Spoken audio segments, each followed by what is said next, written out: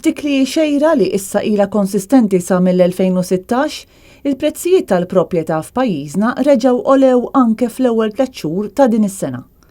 Skont l-aktar statistika reċenti tal-NSO, il-prezzijiet ta' djar f'pajjiżna għolew b'6.5% fl-ewwel kwart tal-2019, bl-akbar żieda tkun reġistrata fil-prezzijiet tal-appartamenti.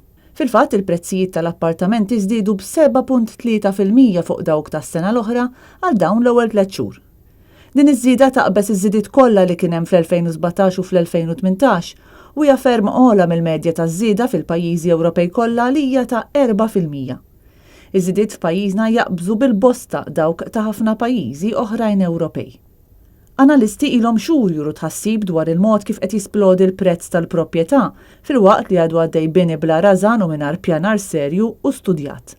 Tant li fl-aħħar xhur anke l-Gvern stess ammetta li m'għandux pjan għas-settur tal-kostruzzjoni u fejn irid imur fis-snin li ġejjin.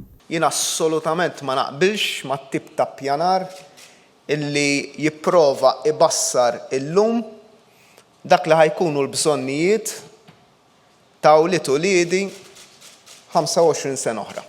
L-Uffiċċju tal-Istatistika ma pubblikatx statistika dwar il-volum tal-proprjetà f'pajjiżna għaliex sal-ġurnata tal-lum ma teżistix din it-tip ta' informazzjoni. Fi kliem sempliċi mhux magħruf kemm hawn proprjetajiet f'Malta u kif huma maqsuma. Minkejja li l-argument li żieda fil-prezzijiet hija riflessjoni diretta ta' żieda fid-domanda huwa fatt li ħafna huma dawk li qed jiffaċċjaw diffikultajiet meta jiġu biex jixtru l-proprjetà, kif qed isir aktar diffiċli għal dawk li qed jippruvaw jieħdu self mill-banek.